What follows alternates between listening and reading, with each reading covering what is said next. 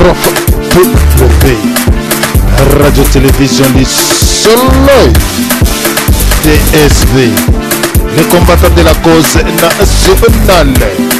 Soyez toujours branchés et connectés sur la 3W Radio Télévision du Solo, votre émission préférée. Ma solo ya CIAZT, animé par DSV Diana sur le photo de vous pertaler. Yalelo.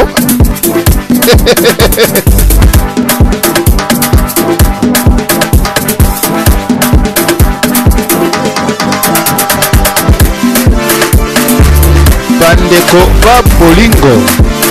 Yabino Radio Lisolo, la seule radio nette de la diaspora congolaise. Oui, le bakamakambu ya mboka polele polele. Amo pole.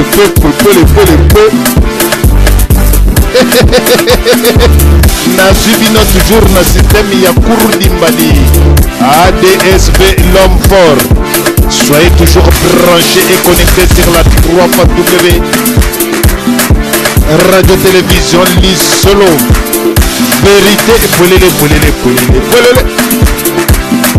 Awate.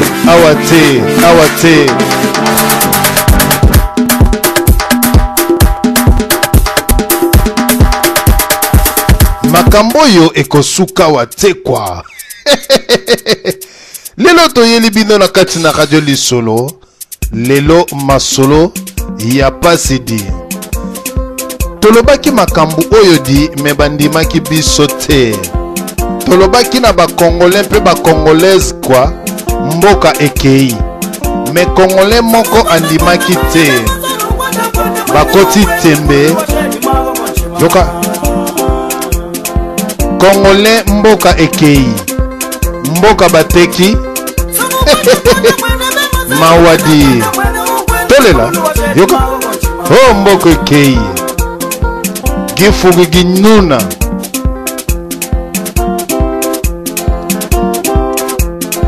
Gifugi ginuna. He mboke kei.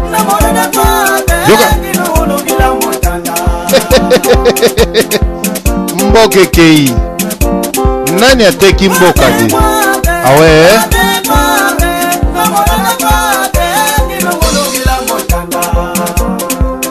W Radio Télévision Lisolo. Oh, Congolais, ateki mboka di.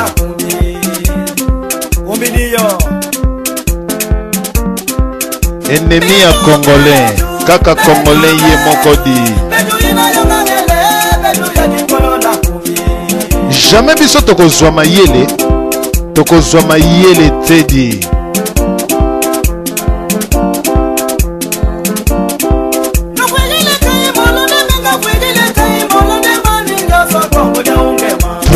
W Radio Télévision Lisolo.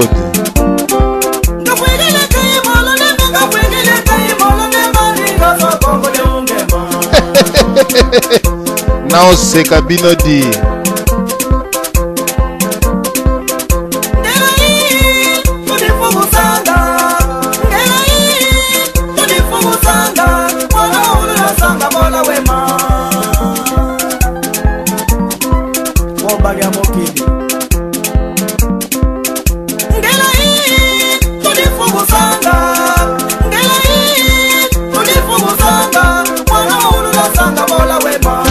W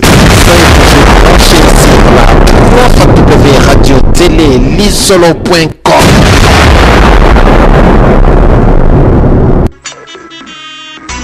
Yozoba Nyangondo.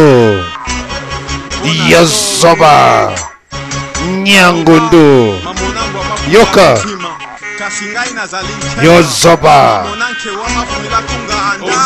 Yoka Congolais oza soba Babir Melozo ya oza soba Babir Yuma Congolais oza soba Moka mobimba Bango tuba meme bango tuba du Bango tuba tu Votre émission patriotique, le vrai combattant. Émission sans tricage.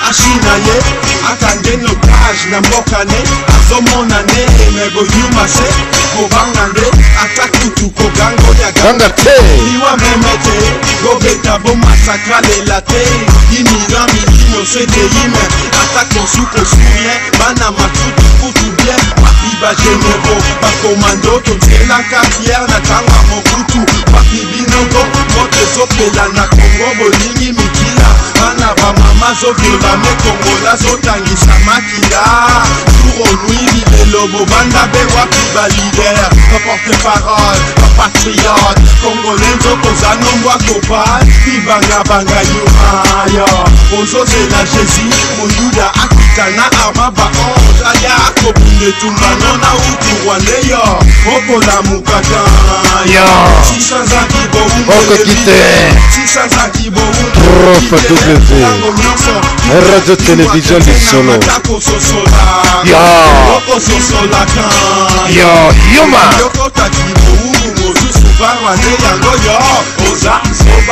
Vrai Soba Yuma Komboleya Oza Soba Babil Mendoza Oza Soba. Merci na bande konyonso oyo bozali kolanda biso na kati na radio télévision Lisolo. Ezali toujours ya bino oyo bolingaka mingi mpe oyo bolandaka mingi oyo botiaka litoi na bino na kati na 3W radio télévision Lisolo. Bande konyonso bazali kolanda biso na pesi mbote na ngai na papi bisikita mbote oyo tozali koloba le commandant Ibo de Switzerland, Odon Pambo, le grand dépositaire célèbre, Véron Mwalumba na Dallas, Mère Pélagie, Charlie Kachila, Mwana ya Mfumo Ki Mbango, Papa Isaac Mbele, Mama Mise de Bruxelles HM, O Kare Igete, Mo Konzi, Yaba Mama Goyave de l'Espagne, Ba Mangrokoto Esika Bozali, les meilleurs comédiens de la diaspora congolaise. Kok, Diane Zombo. Kakarika. Yasolo Wanezali, les vrais et les véritables comédiens de la diaspora congolaise. Kakarika. Diane Zombo. Yasolo Maman Antoinette na Canada. Les grands pétroliers, les grands distributeurs automatiques. J'ai toujours Bamangrokoto Jo Shungo, Jomètre, la princesse Pauline Djema Shungo, double tête, coup de tête, et JDD Zandam, Rigosiana de Berle, le président Coco, Jean-Louis Marc, le président Dom, Nalil, Annie Dembo de Bruxelles, JB Louvilila, Chimel Makoso, Mère Mélanie Tangi Gabi na Liège. Wana boyoki ba mangrokoto ya bankukusa vraiment oyo vraiment ke apesa kanga mwa énergie pona banda mpo mwa ba melope bankundelu e ya vraiment ke na pesi oyo nga vraiment ke vrai chéri na kata ba chéri tout na kata mokili. Donc on a l'élan na craqué là vraiment que yanga est toujours mon pingouin jus d'orange mère Solange toujours kwanzanga nana. Et ça là toujours moi bien papa Jean-Pierre Kune Yoba Mangrokoto. Lelo bande kotoyi na émission na biso na masolo ya CNZT. Bande ko bolanda émission oyo bien. Pour na ebisaka bino DSV to Radio Lisolo. Biso to salaka blague te to yaka nde ba masolo na pesi kulutu na nga Joachim Zambwana mpe na mama Ani Ntemo zoyo toujours ba mbote na pesi ba combattant ba résistant nyonso o bazana kati na RDC mpe oyo bazali na South Africa, mpe oyo bazali na mikili na Canada, États-Unis, mpe na mikili na Europe to na Moyen-Orient. Yesolo na pesi bino e boto. Lelo toye na message moko patriotique. Message moko oyo tozali kopesa na kati na ba Congolais. Ba Congolais bo landa ngai malamu, bo comprendre que non DSV alingi aloba nini. PDSV alingi a expliquer biso ba Congolais nini. Prophète de la nation Bokecho, premier Rex Kazadi, Namboka France Odon, Mbo, Zoyo toujours Mama Yu, ba bote et puis ba commandant Suisse-Irlande, pe ya Bundes na bana Hollande, pe bana ya Belgique Ari Mokepe, Mama Likembe. Sans plus tarder, tu repères pe ba combattant ya bana Corée du Sud quoi. Et si kabana Corée bazali kuna topesi Tchétché. Le commandant Tchétché ke bana caméra zoya yo toujours ba mangrokoto bana ya Corée du Sud. Pe tobosani te bana ya Japon pe kuna na Chine na Ngwanzu. Mais commandant za na Ngwanzu te commandant moto ya kendaka na Ngwanzu akenda kosomba biloko na ye po asala commerce. Pe na bosani te na batutu bazali ko bundela mboka. Nandenge ya solo apôtre de réveil LG Peñel Bamangrokoto esika ozali président Véron Malumba Mangrokoto esika bozali vraiment bozali kolanda les combattants de la cause nationale Ami Bouchiri mpe nandeko na biso don un pays mvita nkanga Yokaba pro bandeko to forma ya trop DSV biso yo biso to betaka tolo to former trope to salaba masolo na nenga mukete Charlie Kashila mwana ya mfumuke mbango le grand Congo lenga na oseka bino bandeko soki nazo seka ko seka na ngezali pona sentiment te meza pona mawa l'air na ko banda ko lela awa bandeko bo comprendre que no DSV aza ko lela nini bandeko plus de 8 millions de Congolais au bazali ko koufa jour et nuit. Est-ce que 8 millions de Congolais, tous ces gens-là, ce sont des gens qui vivent dans la région de Kivu ou bien bazali ko koufa na kati ya Congo? Ceux qui balobi que 8 millions de Congolais, tous ces gens-là, ce sont des Congolais au bazali ko vivre partout. Na Bandundu, na Bazaïr, na Kisangani to Équateur Maniema, na Bakatanga bisika nyonso, ba Congolais bazali ko kufa. Ya solo bandeko lelo to memeli bino temo moko ya motuya. Temo na biso ezali bandeko to memi temo moko ya motuya pambate mabe koti mingi na kati na mboka. Mabe koti mingi esike ba Congolais. Teme to memeli bino to memi teme nini. Bandeko to komeka ko développer teme oyo. Soki to ye na lokuta peuple oyo elandaka ngai. Peuple na ngai oyo yokaka ngai ba lisolwa pe ba lisoloise nyonso. Oyo bolandaka nga na pesi bino mbote. Ba lisoloise nyonso bozwa ba mbote pe ba mama na boto esika bozali kolanda biso to memeli bino émission oyo ezali spécial pe tolobi stop telema alerte oyo tobenga alerte rouge na émission masolo ya se nzete na thème na biso ne mwanda ntemi ateki mboka ya Congo bino moko bokoyoka.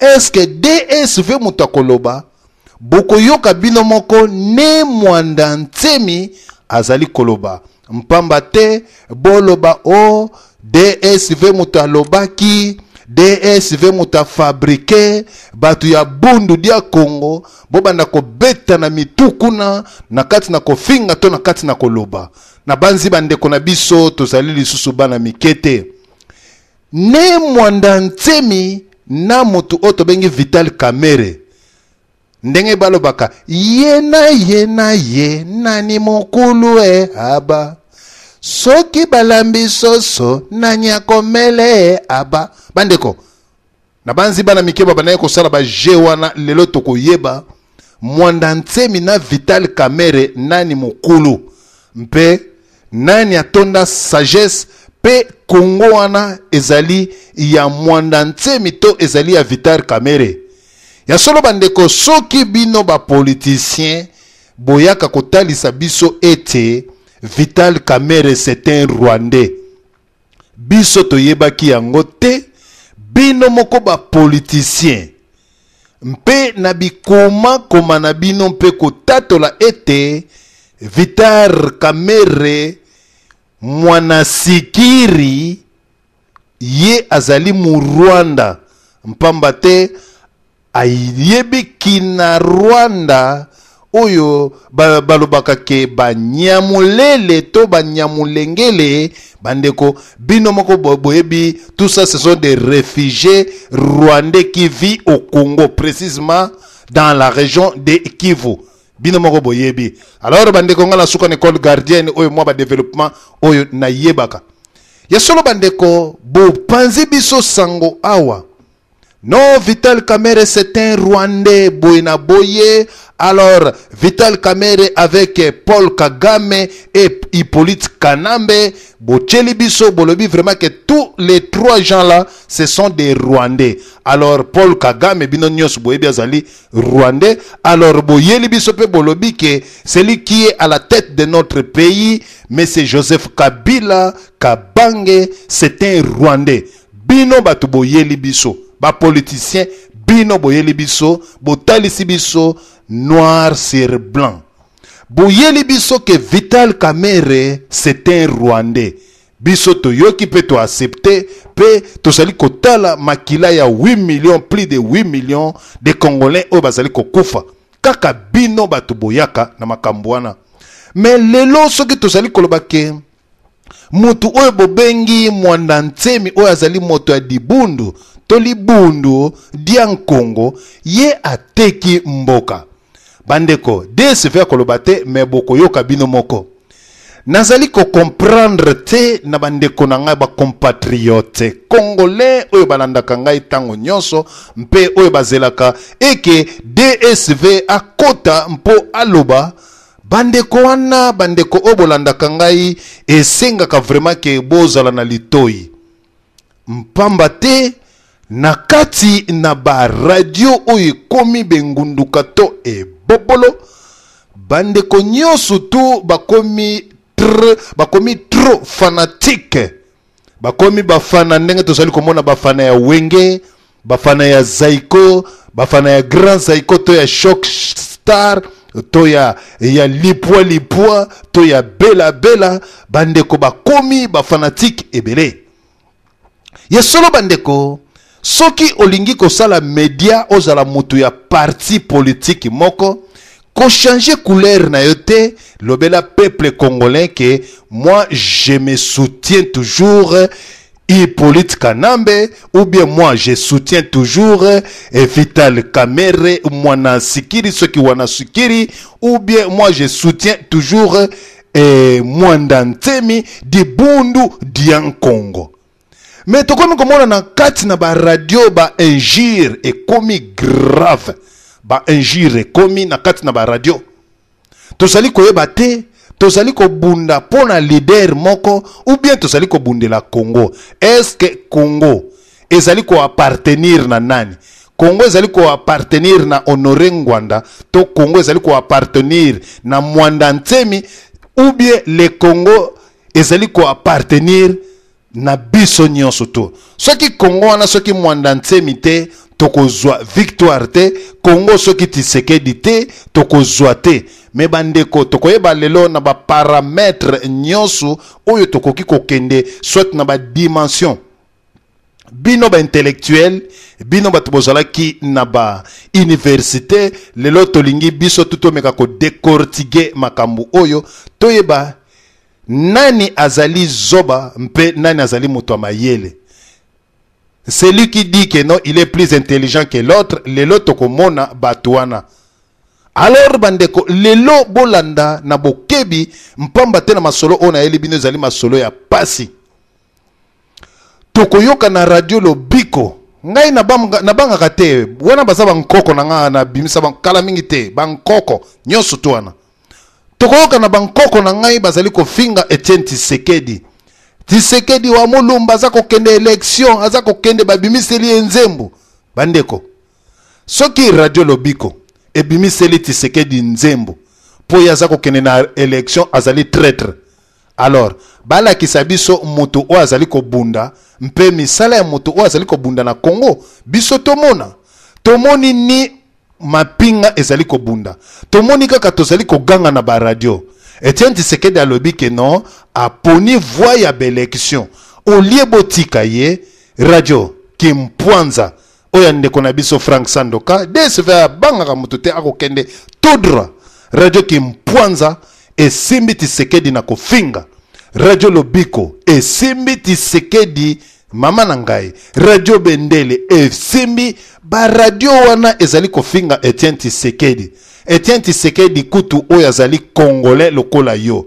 Me bato oyo bazali ba rwandais oyo tozali kobundela mboka bino bozali kofinga bango te me bino nde bozali kobundisa kaka ba congolais. Service oyo bino bozali kosala ezali ya nani pe patron na bino azali nani. Bandeko toko dévoiler ba face te alors to bomba vraiment ba caractère na biso te toko la kisango parce que radio lisolo ezali l'unique pe la seule radio nakati na diaspora oyo lobaka polele pe oyo ebanga kate elobaka ezali ni parti ya IDPS ni ya Bundu dia Congo ni ba kabiliste mais nous sommes là pour le peuple congolais. Alors bandeko oyo bosali kolanda biso na kati na radio lisolo bandeko ezali masolo oyo tozali kokende lelo bolanda biso na bokebi. Bolanda biso na bokebi masolo oyo tolobike batu bakomisi ba radio na bango bisika ya kofingaka Etienne Tshisekedi ko denigre ye koloba mabe ya Etienne Tshisekedi oyo batu bayebi te. Ngana zali muta IDPS te mais ngana zali pour les changements. Changement ezana kat na mboka ya Congo ngana zali pour na changement ya mboka mais je suis contre na batu o bazali ko finga sans effet.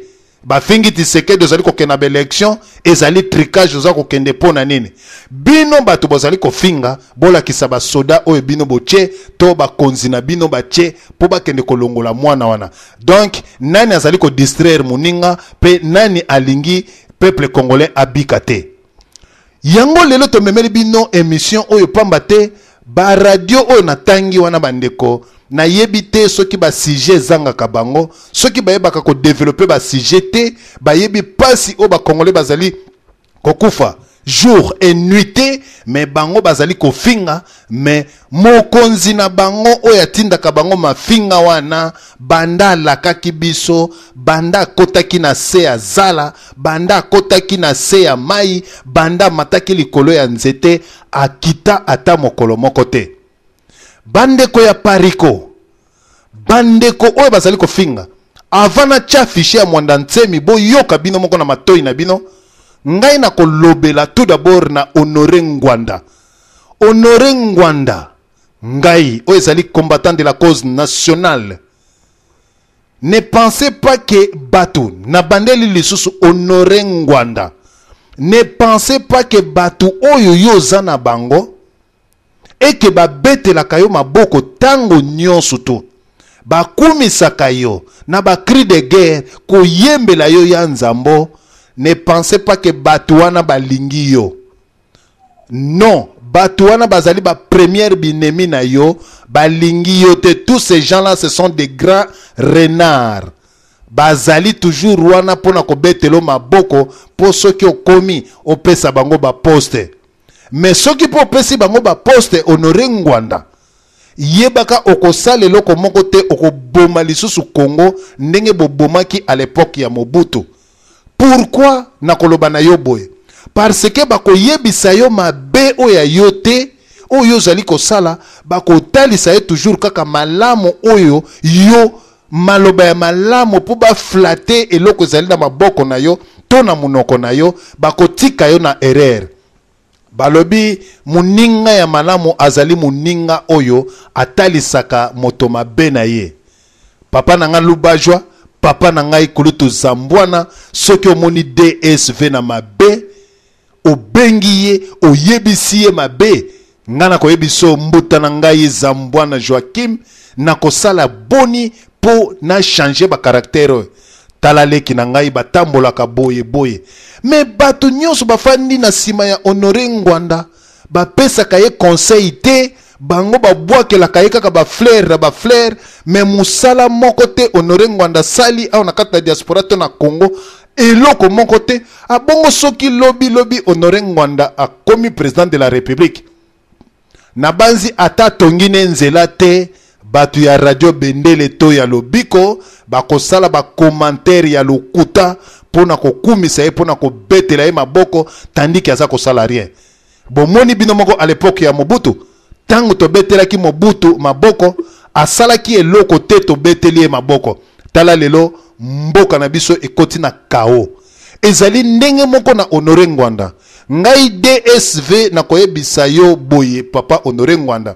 Tango mususu banzi bato na balingi yo, me ngai naza koloba na lingi yo koleka batu oyo yo tiaka motema. Pamba te batalisaka yo mabe na yo te, me babwakelaka yo ba fleur. Na kati na gouvernement soki okomi oko échouer ndenge bo échouaki pendant 35 ans parce que bayebisaka yo mabe te. Mokili ya lelo moninga asali mabe benga ye lobela ye. Mais papa Honoré Ngwanda babwakelaka kaka ba fleur. Alors papa oezali message oya mwana oyo boti ya pesi yo message kokanisa teke batu oyo zana bango pembeni oyo babetela ko maboko bangonde balingaka yo balobelaka yo mabe na ote me bazali ko chao na erreur me bato bazali ko yebiso mabe na yo meka ko contacter radio lisolo meka ko contacter basali na kati na radio lisolo ba yebisa yo lolenge yo koki ko tambola mpamba te na ba radio oyo ezali ko salir yo na ba radio oyo ezali ko finga batu na kombo na yo pona ko bwakelo ba mouchoir pona ko bwakelo ba fleur tandike ozali ko sala rien. Soki to lobi ke Honoré Ngwanda zali ko sala rien. Apesi candidature na Congo rien. Bon, wana batu balobi ke akopesa te.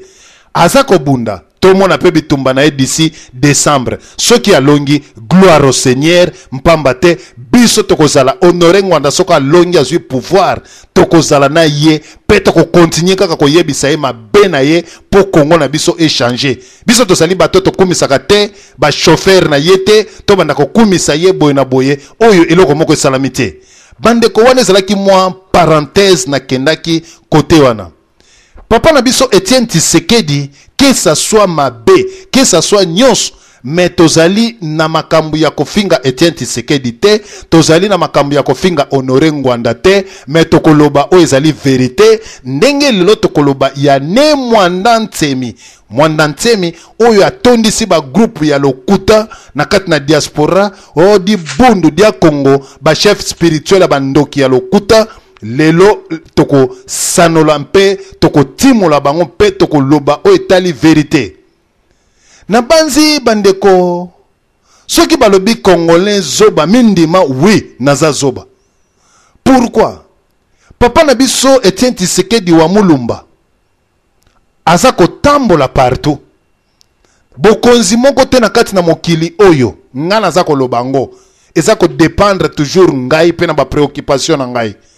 Bokonzi moko te na kati na pays Afrique oyo ndenge balobaka que toute autorité vient de Dieu, mais toute autorité de l'Afrique vient de l'Occident. Peut-être na buki mwa lokota bino kaka mtu boko juger.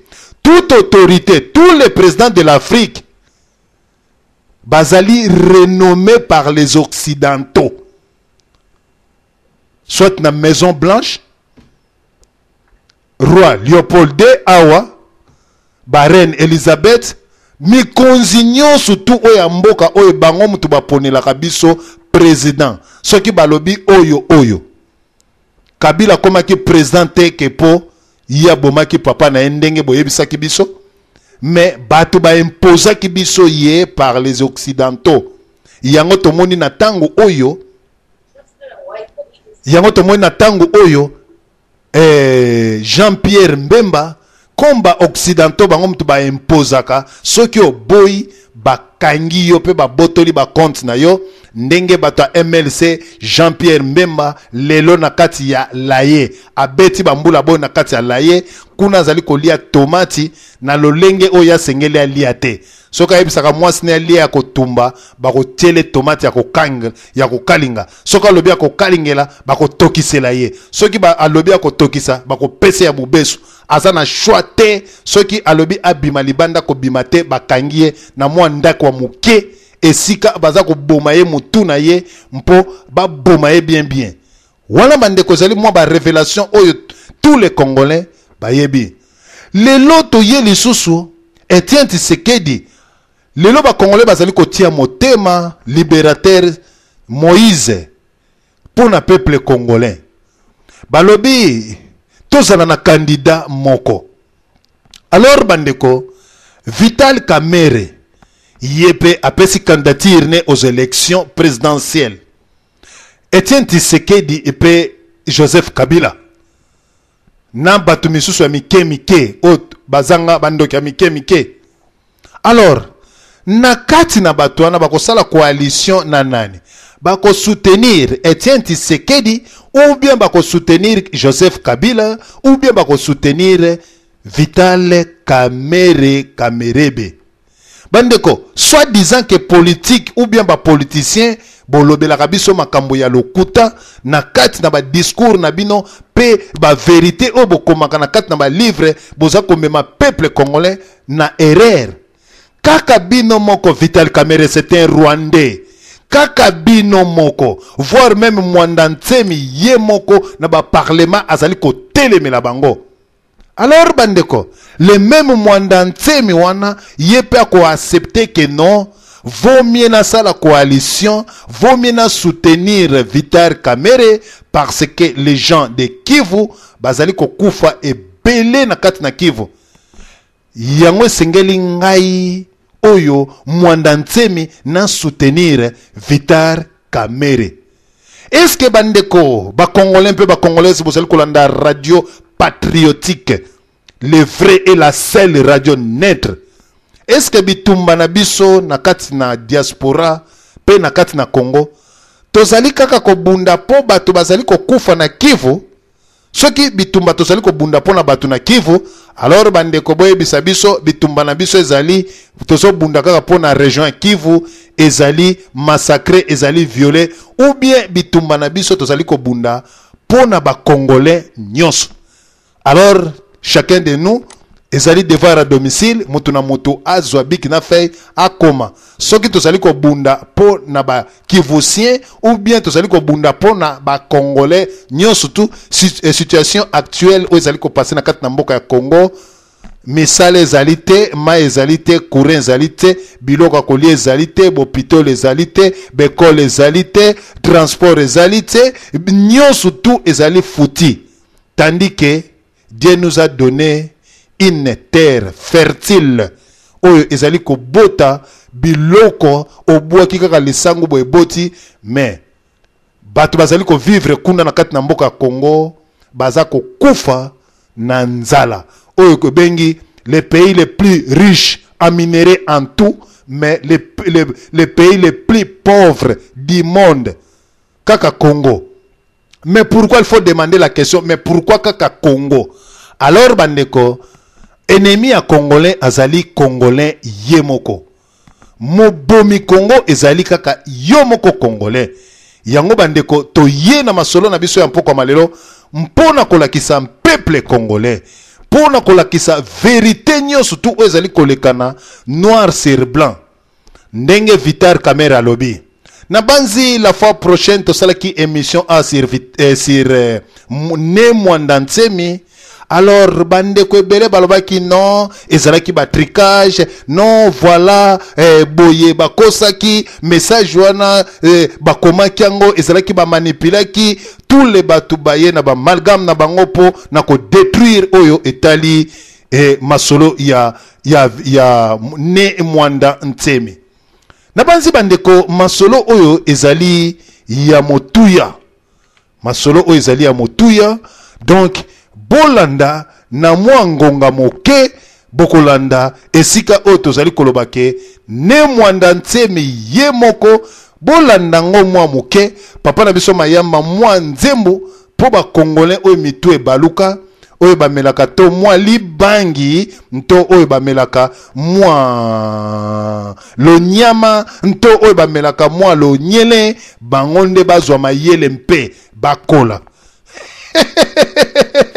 Makambo eza matata di bino batu kaka mosala kofingaka bato mosala na bino kaka kofingaka oya titi bayebisi bino verite nde mwana ntemi azali ne traître kolabo mwana ntemi si ba corrompre ye akota na kote oyo tozali kolobake kote ya Vital Kamerhe po ba détruire Etienne Tshisekedi pour pouvoir ezonga toujours na maboko ya batu oyo biso oyo bino moko boyebisaka biso.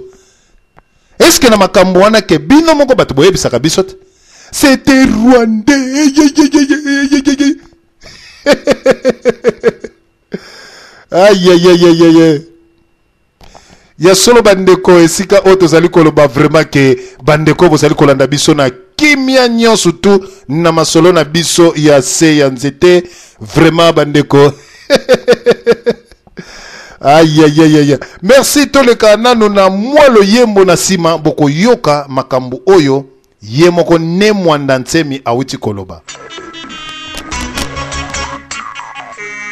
Nwankewa Bona Congo Baloba Mamonangwa mafuila kuntima Kasingai nazali nkewa Mamonankewa mafuila kunga anda Oza Zoba Zobe Yuma Kongoleya Oza Zoba Babel Ben Ozo Yep Oza Zoba Babel Yuma Kongoleya Oza Zoba Boka Mobimba Bango tuba meme bango tuba du bango tuba yuma bango tuba tu mbuku nation mobimba tu na kutu moko bango tu miso flua la kelele nino komine nebe makelele bongo nika tono vide mokombinga zotika mwana moke ayibaye ashinaye akangeno gage na mbokane azomonane mebo yuma se kobangande atakutu kogango ya gangate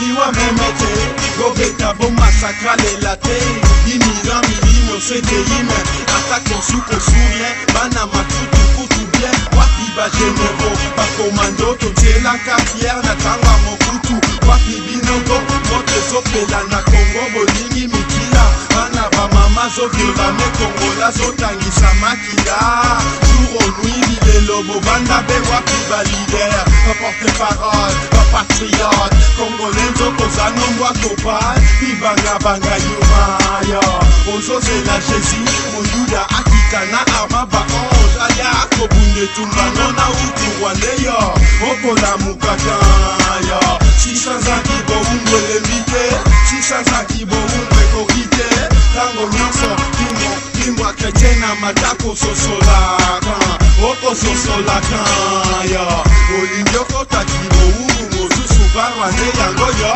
oza zoba zobe yuma.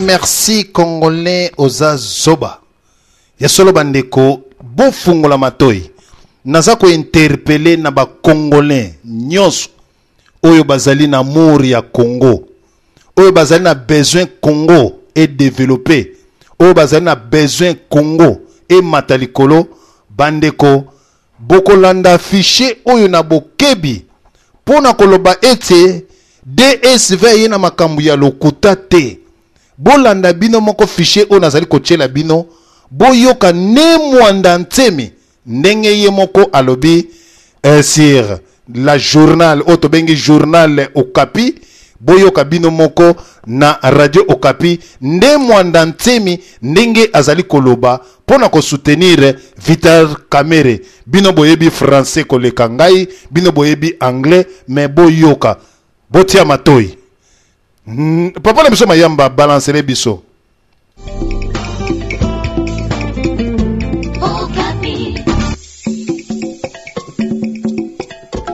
Une nouvelle plateforme politique vient d'être créée en RDC. Elle vise la victoire de Vital Kamerhe aux prochaines élections présidentielles. Alternance Vital Kamerhe AVK en sigle, c'est le nom de cette formation politique. Des mouvements de population s'observent depuis une semaine au long du lac Tanganyika. Ces personnes déplacées, dont le nombre n'est pas encore établi, proviennent du Sud Kivu. Elles fuient des affrontements entre FARDC et Mai Mai. À Kinshasa, les agents de la Société congolaise des postes et télécommunications ex-OCPT accusent les ministres du portefeuille et des PTT de vouloir retirer à leur entreprise la gestion de la fibre optique au profit d'une entreprise privée. Hier, ils ont remis un mémorandum à la primature. Bonjour. Processus électoral. Une plateforme politique vient de voir le jour dans le pays. Alternance Vital Kamerhe AVK en sigle veut soutenir la candidature de Vital Kamerhe et assurer sa victoire à la prochaine présidentielle. La charte de cette plateforme a été signée hier mardi à Kinshasa par plus de 20 partis de l'opposition, des associations de la société civile et des personnalités indépendantes. Innocent Linga. Parmi les signataires de cette charte, quelques figures des pros comme Jeannot Mwese Kongolo, Gaston Dindo, Charles Bofassa, Professeur Mulumbakati et Madame Nelly Mungulu-Diak. D'autres partis comme l'ULD de KTB Katoto sont avec l'ancien président de l'Assemblée nationale. Objectif poursuivi, les positionner à la tête de la magistrature suprême, comme le confirme le député Charles Bofassa Dima. Cette charte symbolise l'engagement, mieux la ferme détermination de nous tous à faire élire Vital Kamerhe à la magistrature suprême et à gagner les élections au niveau tant national, provincial, municipal que local. Invité surprise avec un discours surprise à cette manifestation, Nemwanda Semi, chef de Bunduja Mayala. La République démocratique du Congo, notre pays, a trop souffert, particulièrement dans sa province du Kivu. Alors voici mon hypothèse. Mais cherchons un patriote du Kivu. Passons-lui la présidence. Afin qu'il puisse défendre la province du Kivu et le faire dans la sagesse et les bonnes relations entre les États voisins de la République démocratique du Congo. Lui-même, le candidat de l'AVK n'a pas manqué des mots. Son seul objectif, dit-il, prendre les pouvoirs. Je voudrais être clair, je ne vais pas me disputer la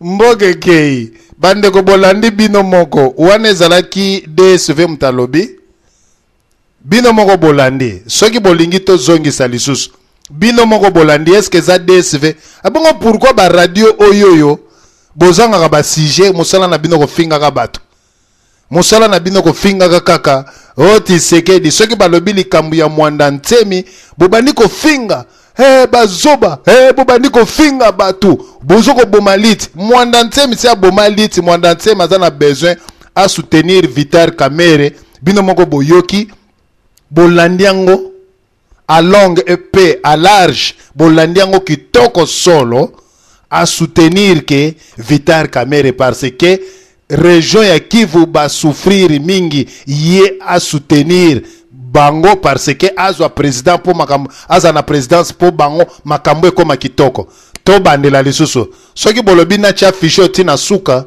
sans tricage toko nako tiango boko yoka mais nazo tchela bino information ya journal ya Okapi esika Mwanda Ntemi malobaki bato basali tricage ba commune boyna boy sikoyo mutu anaza koloba ezali dompe invita kanga mutu alobi ou bien odomp bon wana mutu alobi za odompambo ou bien ezali lubajwa ye mtalobi ezali Vital Kamerhe ye moko mtalobi tokende lisusu boyoka biso na kimia mpete bakosala commentaire na bato ya di bundu dia Nkongo ya solo toleka na lisusu kuna.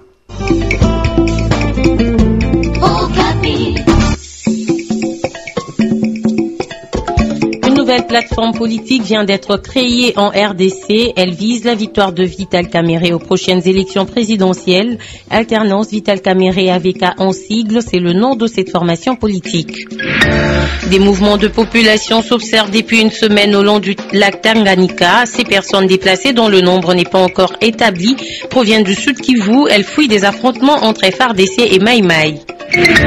À Kinshasa, les agents de la Société congolaise des postes et télécommunications ex-OCPT accusent les ministres du portefeuille et des PTT de vouloir retirer à leur entreprise la gestion de la fibre optique au profit d'une entreprise privée. Hier, ils ont remis un mémorandum à la primature. Bonjour. Processus électoral. Une plateforme politique vient de voir le jour dans le pays. Alternance Vital Kamerhe AVK en sigle veut soutenir la candidature de Vital Kamerhe et assurer sa victoire à la prochaine présidentielle. La charte de cette plateforme a été signée hier mardi à Kinshasa par plus de 20 partis de l'opposition, des associations de la société civile et des personnalités indépendantes. Innocent Linga. Parmi les signataires de cette charte, quelques figures des pros comme Jeannot Moïse Kongolo, Gaston Dindo, Charles Bofassa, professeur Mulumba Kati et Madame Nelly Mungulu Diak. D'autres partis comme l'ULD de KTB Katoto sont avec l'ancien président de l'Assemblée nationale. Objectif poursuivi, les positionner à la tête de la magistrature suprême, comme le confirme le député Charles Bofassa Dima. Cette charte symbolise l'engagement, mieux la ferme détermination de nous tous à faire élire Vital Kamerhe à la magistrature suprême et à gagner les élections au niveau tant national, provincial, municipal que local. Invité surprise avec un discours surprise à cette manifestation, Nemwanda Semi, chef de Bunduja Mayala. La République démocratique du Congo, notre pays, a trop souffert particulièrement dans sa province du Kivu. Alors voici mon hypothèse. Mais cherchons un patriote du Kivu. Passons-lui la présidence. Afin qu'il puisse défendre la province du Kivu et le faire dans la sagesse et les bonnes relations entre les États voisins de la République démocratique du Congo. Lui-même les candidats. Merci bandeko bino nyonso boyoki. Boyoki ezali DSV mutalobite. Bino nyonso boyoki. Wana ezalaki nani? Apôtre de réveil mutalobi? Rien. Ezalaki papi bisikita to Vero Malumba? Te. Odon Pambu Zambwana? Te. Ne mwanda ntemi. Alors siko bandeko boko tia makelele sur quelle base? Boko tia makele bandeko lin na biso to fungoli commentaire sikoyo ekende. Commentaire sikoyo bandeko to yamina ndeko na biso moko nanu mutoba awa to pesa ye maloba comme ça to yoka ye bandeko réaction à peuple congolais oyo bolandaka biso radio lisolo. Est-ce que ngam tuna lobi papa na biso mutoba zoya yo maloba sala ba déclaration na yo na peuple congolais ba yoka yo pamba te to kosite ozana maloba matisa moi voix na yo te papa loba na munoko na voix ya bien pamba te ozali lokobomba voix na yo te awa tricage ezalaka te loba na voix na yo normal.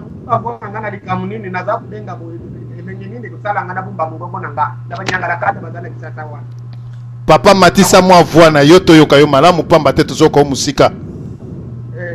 Papa sikoyo yoki ka malamu. Na yoki yo. Na kubumba voix na ngana dikamnini banyangala kata bazala bisasa bakosala buchoba na ubumba voix na ngana dikamnini papa. Osana maloba. Mboka na miso papa za kutambola malamu te. Soko kena kisasa okukuta makambi ya mapesa koleka kuna. Bona biso tuza kolinga kaka Tshisekedi nde ajo pouvoir papa. Na cha kolite makasi na Tshisekedi soka du pouvoir ezaki toka nuni papa. Merci. Wana ezalaki papa na biso mutoba to a lobby. Ya solo to kende pa ya ndeko na biso ami Ebushiri. To yokaye, mpeto pesa ye. O ezali fichier o eza sans tricage. Bande ko bino bolandi. Commentaire no ezali nini na masolo ya mpoko malelo eboto.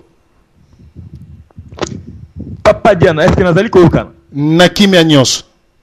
Matondo mingi Papa Diana sulufutu. Na ndengo yebi penza kolingisa. Ketozala ensemble. Biso banso na poko alelo na kati na radio. Na biso lisolo. Papa ezali esengo mingi na kanisa ki que tango to solo laki pona ko bongisa masolo que ekozala na empêchement to ban kokoso ekozala kasi na moni que ozui quand même au tenir parole na poko elelo pona ko sala masolo kitoko o na landi yo vraiment dès le début il y a introduction sali introduction na yo ya kafu na pesi mbote na ba papa na ba maman ba ebanso bazali kolanda radio lisolo na tango oyo na poko elelo. Bandeko nanga toyebi ete mboka na biso ezali na pasi mingi eza na kati na mboka soki moko na biso alobi na lobama be o eza na mboka te a se concentrer kaka na oyo etali lokuta botala esika oyo banguna na biso ba Rwandais ba Burundais République Centrafrique Angola pe bongo na bongo bazali kozwa biso mabele pamba te etumba oyo tozali kobunda ezali etumba etondi na lokuta na kati Mwena bandela mingi ezate pamba te na introduction na ye papa Sulufutu alobi nga na vandi kimia pe na landi ye il fallait normalement na accompagner ye kasi ngonga na nga ya musala na zongi na retard yango na koti pe na retard na lingi na loba nini son bazalaki na biso mikolo eleki d'abord na robanana ko remercier papa Diana Sulufutu pona makanisi bonzenga oyo bango bazwi ya kochaka ba fichier na YouTube ce basali émission amoni émission ezali na ntina akozwango atie na YouTube et permettre biso to garder contact na radio lisolo to garder contact na pays to garder contact na actualité ezali idée bonzenga na sengi na ye na pesi ba encouragement pe na sengi na ye a continuer bobele bongo tangu na yo ki fichier na landi émission a salaki intervention ya ndeko dompei na kati émission wana émission ki toko penza na landi yango tangu nazo sala musala na kati na bureau ngai lobi na décider na lobi na kende ko sala émission na kati na radio na biso kachopa émission lokola kaka kulutu dia na Sulufutu salaki ngape na lobi na pesa e poa pamba te soki muto azana nzela ya bosolo totika te tosimba na loboko to kende bobele nzela yoko na ke ko sala émission lobi na pourquoi bandeko na ngai ba oyo balandaki ba yebi ndenge émission esukaki émission moto epeli na émission batu oyo basa ba fanatique ba adorateur ya BDM to pe ya BDK ba koti na émission cet individu ba français bimi bazo benga ngai cet individu il faut pas laisser passer ces garçons là pona nini po ba boy kondima bo solo ba choisir le chemin du mensonge ba boy kondima ete makambo e komami na ba site internet ya koloba ete ne mwana temi aloba ki likambo ya kopesa ba Rwandais mabele bango balobi ezali lokuta ne mwana temi alobi bongote o ngana maintenir na kati na radio en pleine émission que ne mwana temi azali ko teka mabele na biso na ba Rwandais ezali nga pasi moko na butu na lalite ba takenga ina bato bundu ya Congo o te ndeko yo azali ko loba makambo muto ayebite azali mutu munene il faut te respecter ye abakomo tangelanga ba spiritualité des choses que j'aime pas beaucoup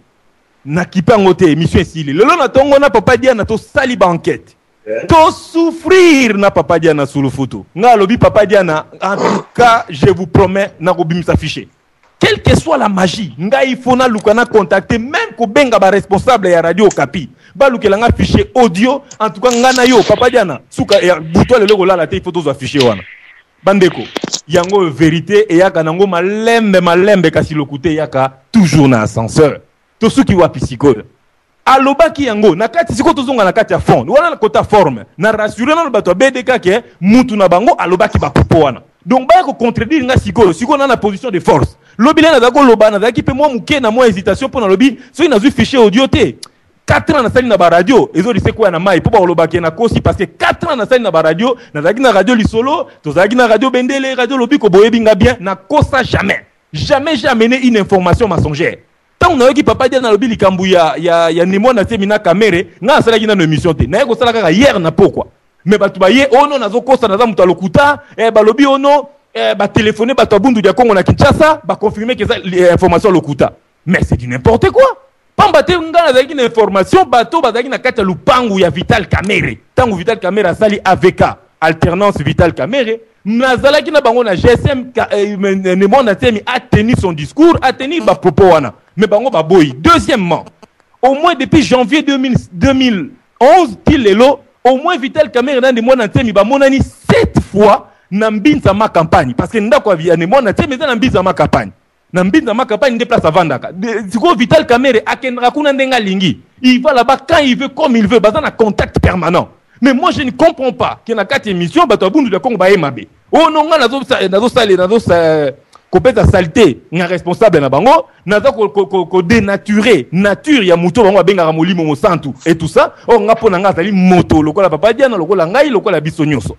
Donc, il y a un lelo, to y a une vérité dans la radio pour te permettre. Mais, na osuka wate, na okene na musika, na okene na musika partout, makambo. Et osuka boete. Parce que, tu sont mené combat dans les mensonges. Et dans les mensonges, le père du mensonge, c'est le diable. Ceux qui battent, on a balobi que religion, BDK, et religion en vérité. Mais pourquoi on a menti? Pourquoi on est en train de dire aux gens, on va continuer à mentir? Na landi lobby, bande konabiso na kata radio Songolo, papa Diana tangi kombo radio ngowa. Bah sali émission lobby na butu, bah démontrer que Radio Le Okapi a falsifié bah fichier, a falsifié texte. Non, mais c'est incroyable. Pourquoi est-ce qu'on est en train de mentir à plus ou moins 65 millions d'habitants? Oh, bah déjà fatigué. Les gens ont faim, les gens ont soif. Tout le bagandé vérité. Ce que tu as dit, font. Qu'est-ce que Nemwanda Nsemi a dit au Ngana zo reproché? Je reproche à Nemwanda Nsemi na fichier autozuna papa Diana na poko elelo, c'est que à lobby makambo Sarkozy a lobaki. Tangu Sarkozy a lobaki yango. Tout ça qui bénéficie na ba radio, tout finga qui Sarkozy, tout le bail que Sarkozy a koko loba jamais que mabele na plutôt personne na ba voisin. Mais lui, il a osé dire que Vital Kamerhe Azali la seule personne où il y a une relation entre Kivu et les pays voisins. Ça veut dire quoi? Ça veut dire que nous allons partager le pétrole ensemble, nous allons partager les gaz ensemble, gaz Albert, nous allons partager Mabélé ensemble. Or, ça ne nous intéresse pas. Nous avons le Congo est un et indivisible. Donc, tant qu'on est moins admettre en côté, je m'insurge contre cet homme. C'est tout. Azala au Saint-Esprit, Azala dans le pouvoir, Boyebissena Kinshasa Aliangai. Cet homme-là, il ne peut pas être dirigeant de l'opposition ni de la résistance. Aujourd'hui, il sert les intérêts des Rwandais. Cette fois, en 2011, il y a Vital Kamerhe, il y a Ralikamni, il y a Ralikamni. 3 fois, il y a avant la alternance Vital Kamerhe, il y a Ralikamni. Il y a une décision qui est non, mutu moko kaka na Congo, il y a aussi sa guerre na Kivu, pour ça, moi, na botami na Kivu, et ça Vital Kamerhe.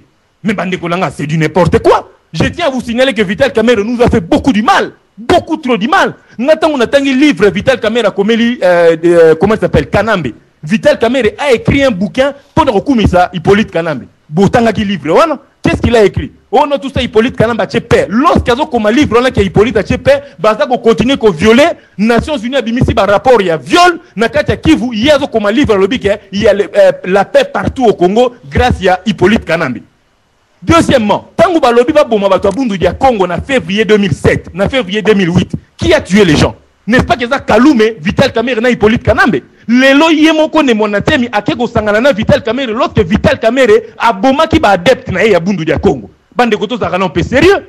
Donc voilà ce qu'on biso to lobasu na ba radio te papa dia na kolobate ngana lobate to vanda tranquille. Non, pas question. Yonga lobi ke no to bimisa affiché en accord avec papa Diana. Tu es bisa batu vérité que à lobby que tous ma belé to pesa yango na Rwandais. C'est ça les résumés. To ke kutu musika te a résumé yango na bi Kamerhe zwa Kivu pesa yango na Rwandais. Likamnini que Kamerhe peut faire au Congolais ko salate. Nous sommes 65 millions.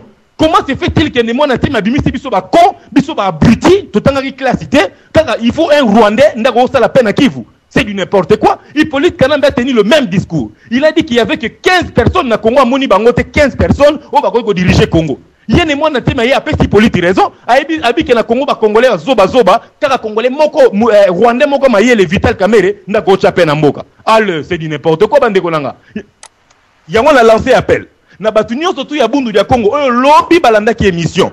Bato bakota ki émission. Oh tout ba sa charna ki sur nga. Ne prometa ki bango la vérité et puis ba prometa ki ke ba kolongo abundu dia Congo ce qui fichier véridique yé bota la vérité yango téléphoner na RFI bata na fichier yo téléphoner na Radio Okapi téléphoner partout bato so ba assistaki ba yebi yango bo benga bo fasa jema bo benga kudura kasongo bo benga kabongo ngoy ba numéro na bango ya GSM et ça na www.vitalkamerhe.com pour mona ba GSM na bango bo benga bango ils ont assisté à cette conférence de presse ba mona ki mona c'est en train de parler bo benga bato wana pourquoi bozo banga bango bazalaki na sala wana numéro ya ba téléphone na ba tutu ba yoka ine mwana temi azoloba et ça na www.vitalkamerhe.com bon mona on a kati wana